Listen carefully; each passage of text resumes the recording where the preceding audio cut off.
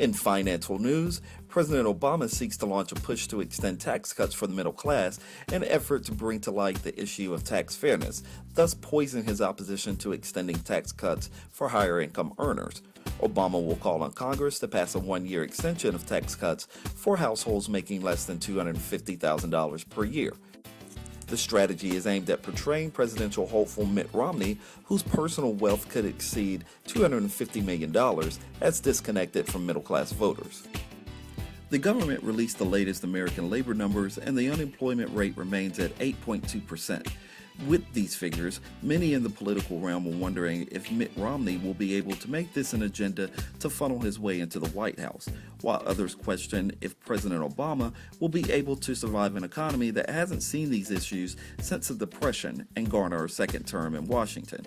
Important issues, of course, but is the bottom line being addressed? The people that are unemployed.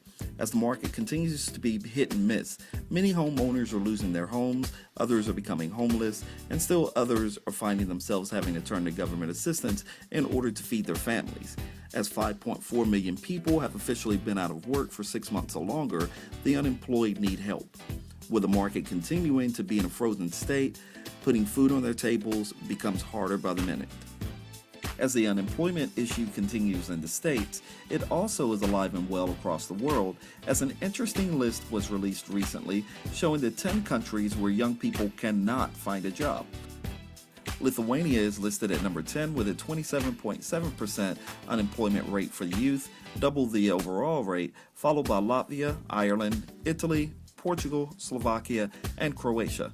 Tied at the top of the list are Greece and Spain, both with a 52.1% unemployment rate, some 11% above the closest other country on the list. Spain has been in the same predicament for the past 2 years. So kids, stay home because the market isn't as bad as it could be. The final mortgage payment is something to celebrate, right? Well, a Milford, Massachusetts man celebrated in style recently as he made his final payment in pennies. Yes, folks, pennies. Saving about 2.5 cents per day for the past 35 years, Thomas Nagel took his payment, which weighed about 400 pounds, to the Milford Federal Savings and Loan and closed the deal. Said Nagel to the Milford Daily News, "It wasn't some sort of message to the big banks, it was a lifelong dream. It was something I wanted to do, I always followed through." Practicing the advice he always shared with his children, Nagel added, "If you say you're going to do something, you do it. And pennies add up." Nagel made his last payment, incidentally, on his 35th wedding anniversary. Something to be proud of. That's your finances. For B&T, our news, I'm Zach Morgan.